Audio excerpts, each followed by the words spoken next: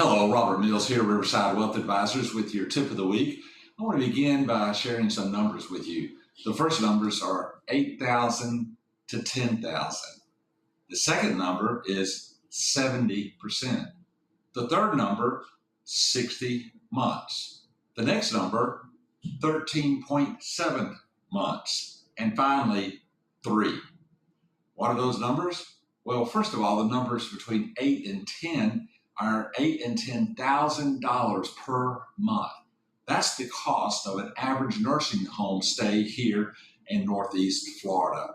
One of the greatest concerns that pre-retirees and retirees have is a long-term care event and the profound impact it can have on one's portfolio and the estate that they end up leaving behind for their children. So as a result of that, one of the things that people have done in the past is to try to put all of their estate into a trust. That way they don't own anything. When they pass away, the trust owns it, the children are the beneficiaries, and now the state has paid for their nursing home care. Well, there's now what's called a 60-month or a 5-year look-back period that Medicaid utilizes to determine if, in fact, you have divested yourself of your estate.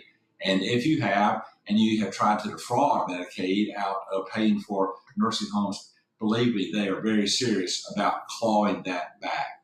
The next is 13.7 months. 13.7 months is the average length of stay of a person in a nursing home. But did you know that 70% of all retirees are going to need some sort of long-term care, whether it's in a nursing home or whether it's at their home at some point in their lives? Then finally, the last number I'd share with you is 3. Historically, there have been 3 ways that people have paid for long-term care. Number 1 is they self-insure. They simply try to set aside enough money to be convinced that they'll be able to pay for the nursing home care or the home care themselves. The second way that they have done it is through expensive long-term care insurance. Many insurance companies no longer carry long-term care, and if they do, the premiums are usually very high. The third way that people often take care of their long-term care events is not just through self-insure, and it's not through long-term care insurance, but it's by staying with their children.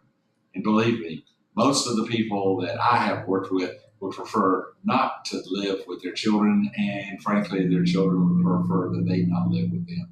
Here at Riverside Wealth Advisors, we have some creative ways of helping you mitigate that concern in your life of the cost of long-term care and how you might be able to pay for a long-term care event in your life. After all, 70% of us retirees are going to need it.